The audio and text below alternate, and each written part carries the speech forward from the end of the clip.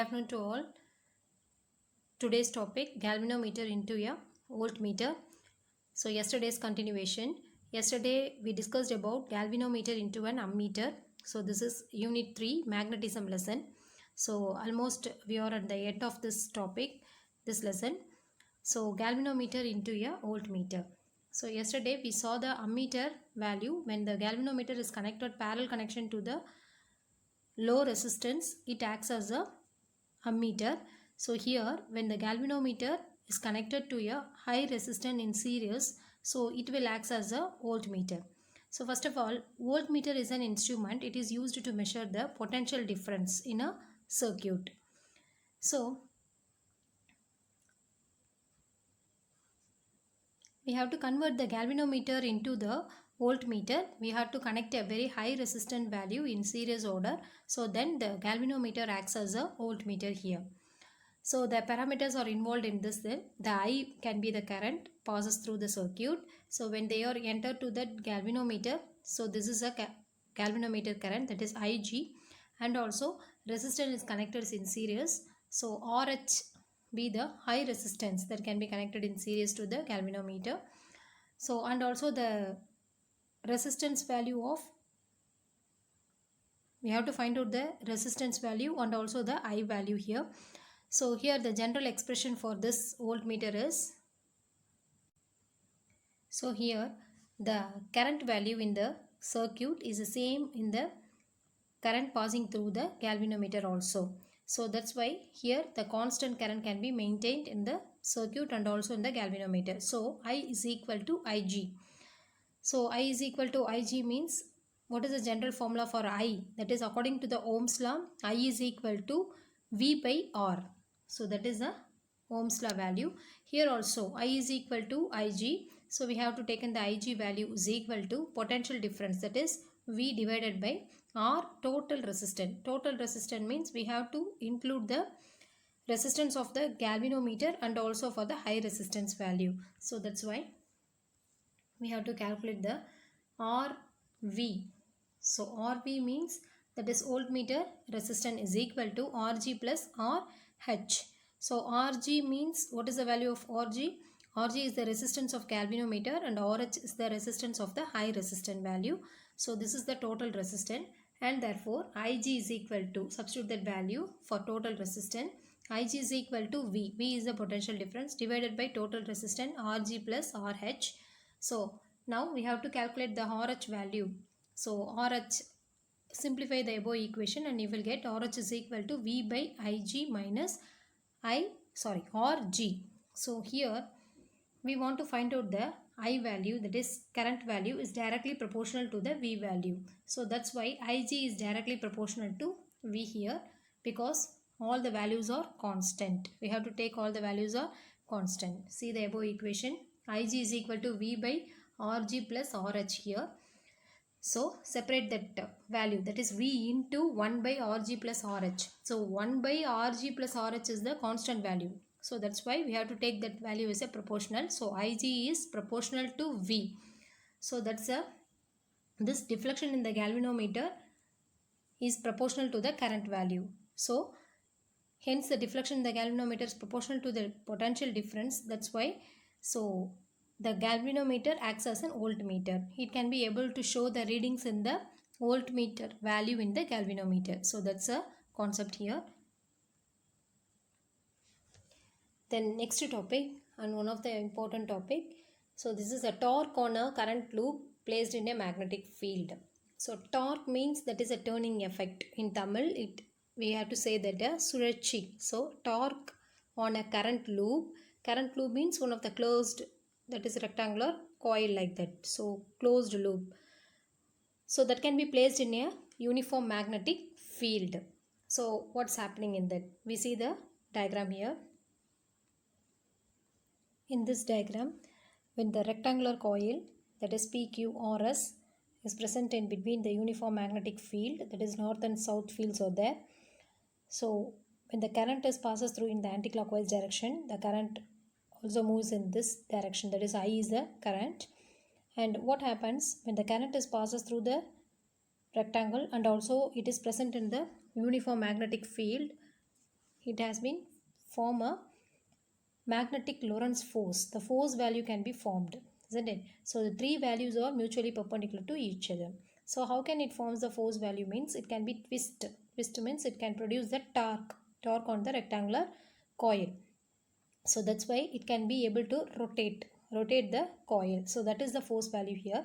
But the net force value is 0 because the force value formed in a opposite direction. So one of the arms of this rectangular arm, that is SR or in the downward direction, and PQ in the upward direction. So the same magnitude of the force and different direction.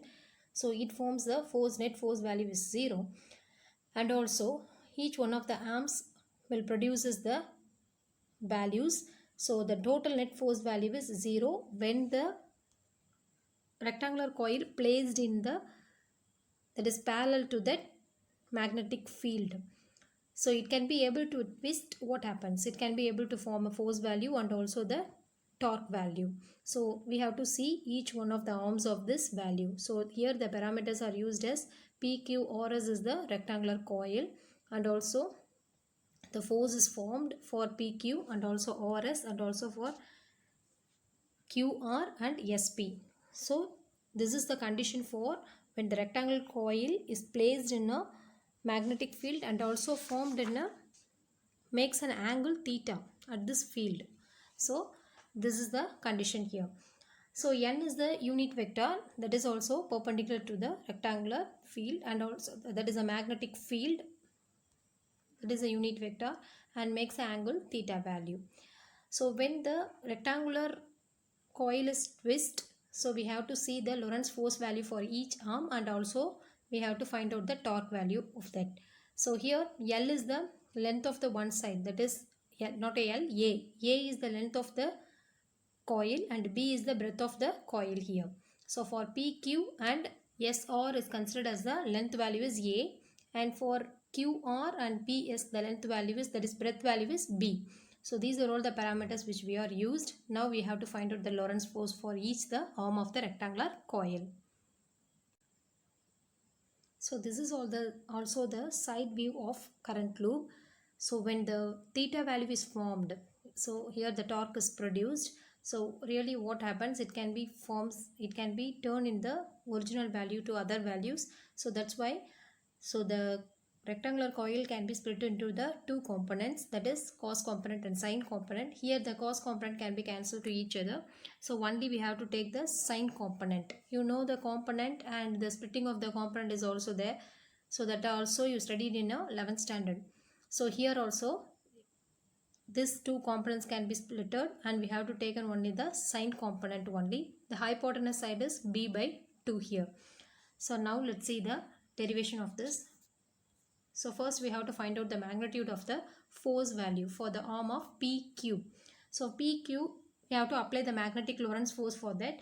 So for force PQ is equal to, here they have to directly given the values, but we have to substitute the value in the magnetic Lorentz force. What is the value of magnetic Lorentz force? F is equal to I L vector cross B vector. That you know that. So here also I is there. Instead of L vector, we have to use A. A is the length of the coil. So A. So B vector means that is a magnetic field. Here also B vector is involved, but B into, here sine 90 is there. So pi by 2 means sine 90, that is 180 by 2 sine 90. So that's a value here. So sine 90 is the maximum value. That's why you have to apply the value for that, sine 91. So the maximum force value is IAB here. So this is the value of force in the arm of a PQ. And also for another force value for the magnitude of force value for arm QR. So QR means here the value is there. So PQ already we found that. Now we have to find out the value of QR. So QR means it can be split into the two components clearly, and also by the B by 2 sine theta value is there. So for the arm of QR, we have to find out the IB. So I, general formula for force value, I L vector cross B vector. Here also I, instead of L vector we use B. So B vector, we have to use the B sign, that is 90 minus theta. So because you see that the force value for one arm is upward direction and another form is downward direction. That is clearly shown that one theta value is increases and another theta value is decreases. So according to the rule, we have to use the direction of the force value. So one theta value is increasing and another value is decreasing. So here we have to use the decreasing value. So that is 90 minus theta value for the arm QR. So that's why sine 90 minus theta here. So you know that sine 90 minus theta cos theta. So for the arm for FQR is equal to IBB cos theta. So next one, the magnitude of the next arm RS. RS means another side. So that is this value. So this is RS value. So for this RS value, so this is also like that. F is equal to, according to magnetic Lorentz force, I L cross B vector. So here I A B sine 90. So here also the maximum direction for downward direction. So I A B. So that is the force value for arm RS. And also the final force value, that is in the arm of SP, is equal to, force SP is equal to I B sine, here also what direction? It also shows the downward direction. So it is also produces the plus theta value. I already told you that the theta value is one of the value arm is increases and another arm is decreases. So already we saw that QR value is here decreasing theta value, here also increasing the theta value. So that's why pi by 2 plus theta, that is also sine 90 plus theta is equal to cos theta. So that's why IBB cos theta. So these are all the force values in this. For the out of the force, four forces. So the forces of arm QR and SP are, that is collinear, that is in a straight line and also in the opposite direction. So that's why it can be cancelled to each other and forms a zero value. So but the forces of PQ and RS forms the same magnitude but equal in magnitude but opposite in their direction. So that's why it will able to form a torque on the lobe. So because of one force is upward direction and another force is downward direction. So this is also equal to produce the torque on the lobe. Torque means that is a turning effect of the lobe. Let's see the torque on the lobe. Let us find out the torque. Torque means tau is equal to, generally we say the. So now find out the torque value for that lobe. So the general formula for torque, tau is equal to perpendicular distance into force value. So that is the general formula. So here also we have to find out the two sides of the torque value here. So first the arm of a PQ and also RS, because that is the two force value responsible for producing the torque here. So first the arm PQ, tau is equal to force into perpendicular distance or perpendicular distance into force. Perpendicular distance means B by 2 sin theta. So that is the value of perpendicular distance into force value. So for the arm PQ, what is the force value? We already found that value, that is IAB. First found that value, that is a force value here. Substitute that. And for the second torque acting on the arm of RS, so torque RS is equal to, that's also the same value, B by 2 sin theta into force value IAB. So that is also same value. So find out the total torque for that value, tau is equal to, so we have to sum of the two values, finally you will get IAB sin theta B. So AB means length into breadth, that is the area. So that's why we indicate the capital letter A for that. So tau is equal to I area A B sin theta. So the final equation is equal to IAB sin theta B.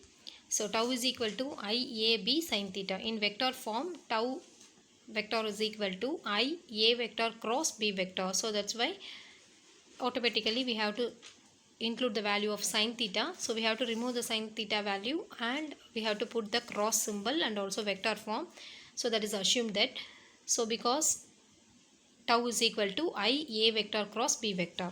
So IA is generally we have to denote as a magnetic dipole moment also. So that is a PM vector. So that is also tau is equal to Pm cross B vector. So this is also the value of torque here, and also the number of turns is also present in the coil. So that's why we have to include the number of turns. So these are all the that is different forms of the torque value here. So tau is equal to, including the n value, NIAB sin theta also. So, and also there are two special cases for that. When the theta value is equal to 90 degree, substitute the value in the above equation, that is torque equation. So tau is equal to, get the maximum value IAB. And also for theta value is equal to 0 or 180. So that is, the loop is perpendicular to the magnetic field here. So the torque value is 0 here. So these are all the two special cases produced on that torque.